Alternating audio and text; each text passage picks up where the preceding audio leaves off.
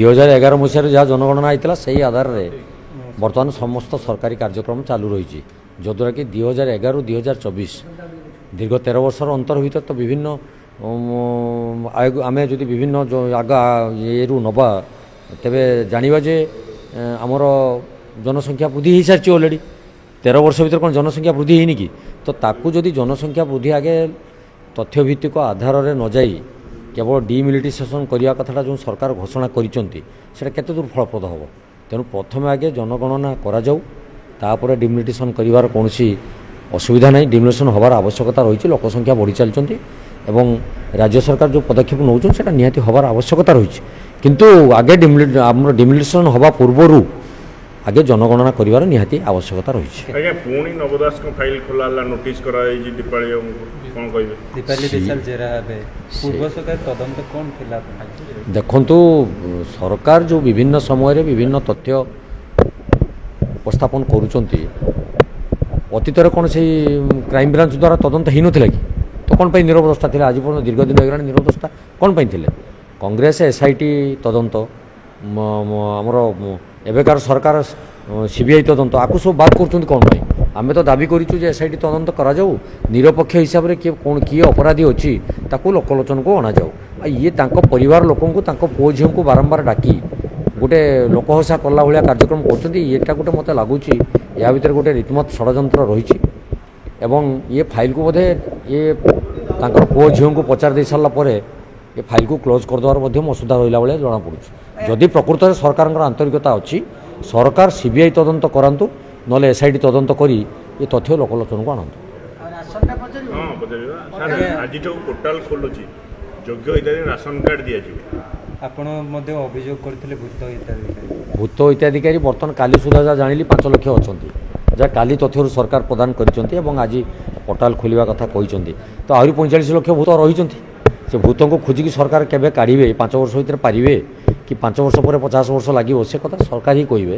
କିନ୍ତୁ ଆମେ ଦାବି କରିବୁ ଯେଉଁମାନେ ପ୍ରକୃତରେ ଯୋଗ୍ୟ ହିତାଧିକାରୀ ପାଇପାରି ନାହାନ୍ତି ତାଙ୍କୁ ରେସନ କାର୍ଡ଼ ପ୍ରଦାନ କରାଯିବ। ଆପଣ କ'ଣ ଆଶା ରଖୁଛନ୍ତି ଆଜି ଯେଉଁ ପୋର୍ଟାଲ ଖୋଲିଲା ପୁଣି ସେ ରାଜନୈତିକ ଚାଲବାଇ ଚାଲିବ ନା?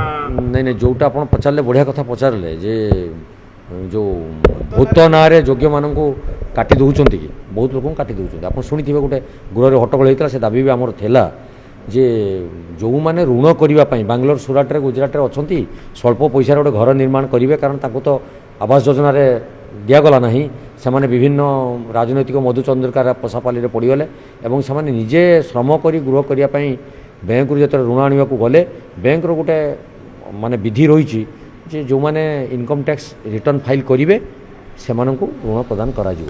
ସେହି ଆଧାରରେ ଦେଖିବେ ଯେଉଁମାନେ ରେସନ କାର୍ଡ଼ ସବୁ ଥିଲା, ଗରିବ ହିତାଧିକାରୀମାନେ, ଶ୍ରମିକମାନେ, ତାଙ୍କ ରେସନ କାର୍ଡ଼କୁ ରାତାରାତି କାଟି ଦିଆଗଲା ଇନକମ୍ ଟ୍ୟାକ୍ସ ପେ ବୋଲି କହିକି। ତ ଏସବୁ ଯେଉଁ ଅବାନ୍ତର କାର୍ଯ୍ୟକ୍ରମ ସରକାର କହୁଛନ୍ତି, ପୁଣି ଯେତେବେଳେ ଗୃହରେ ଚିତ୍କାର ଶୁଭିଲା ତା ପରଦିନ ସରକାର କହିଲେ ନା ଏଟା ବି ବନ୍ଦ କରିଦିଆଗଲା।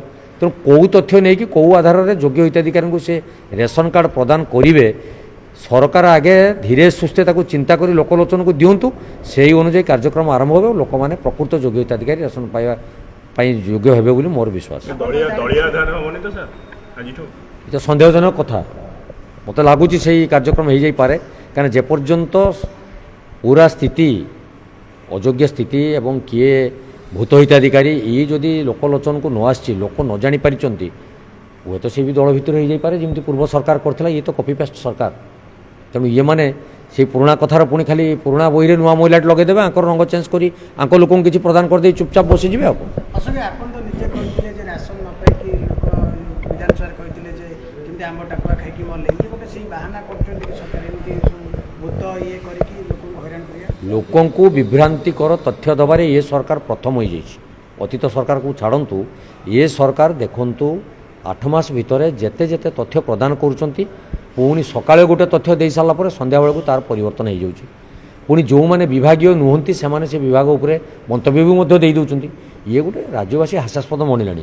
ତେଣୁ ସେଥିପ୍ରତି ଏମାନେ ସଚେତନ ହୁଅନ୍ତୁ ଏବଂ ପ୍ରକୃତ ତଥ୍ୟ ଲୋକଲୋଚନକୁ ଆଣନ୍ତୁ, ଯେଉଁଟା ଲୋକମାନେ ଜାଣିବେ। ଲୋକ କ'ଣ ଅନୁଭବ କରିପାରୁନାହାନ୍ତି କି? ସେମାନେ ଲୋକମାନେ ତ ସବୁ ଅନୁଭବୀ।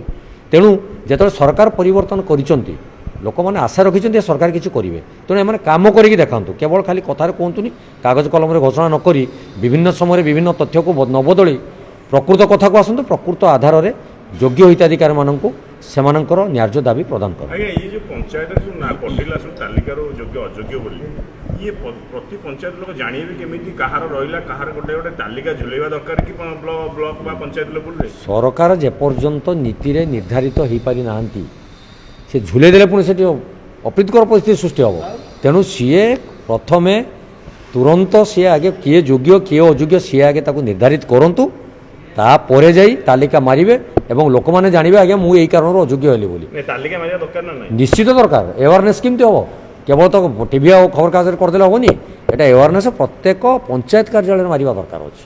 भाई आउ गोटे तांको दल कथा बुझिले भाई आज आपण दल जो 7 मास रे देखिबे जो नारी निर्यातना बढ़िची दुष्कर्म बढ़िची पिसी सभापति नेतृत्व रे मुख्यमंत्री भाषण करे होछ कोन कहबे एटा तो स्वागत योग्य पदक्षेप आपण आरंभ हैला कांग्रेस तार कार्यक्रम आरंभ करछि कांग्रेस जो मानसिकतार थाए लोक माने ताको निश्चित ग्रहण करिवे तेणु आपण माने जो प्रश्न करिसंती बा करूसंती तार उत्तर खूब शीघ्र दिया जिवो एवं से कमिटी मध्ये गोटे गठन करा जायछि नारी माननकु जो बळी भाबे निर्यातित करा जायछि गोटे 7 जणिया कमिटी भी पीसीसी मध्ये करछि 8 जणिया 7 जणिया कमिटी करछंती से कमिटी तदंत करिवो एवं सेही आधार रे जदि सरकार ताको कर्णपात न करंती राजरास्ता को उल्लेई साधारण लोकों को न्याय दाबी देवा पर्यंत कांग्रेस लड़े जाए निश्चित आपड़ जापी दैनिक गोटे छविराणी कथा से गृह उठाई मुझे कहली नैतिक दृष्टि कांग्रेस से कौन करता शिखा दरकार जदि प्रकृत में सरकार चलवाक अच्छी आ दैनिक तो छविराणी भाई शह शह कांड घटी जाऊँगी किए ता कथा बुझुची किए से कथा दुख जनाऊँगी केवल खाली अभिभाषण रखुच्च कि तार प्रकृत में किसी कार्यधारा परिवर्तन करा जाऊ नाही।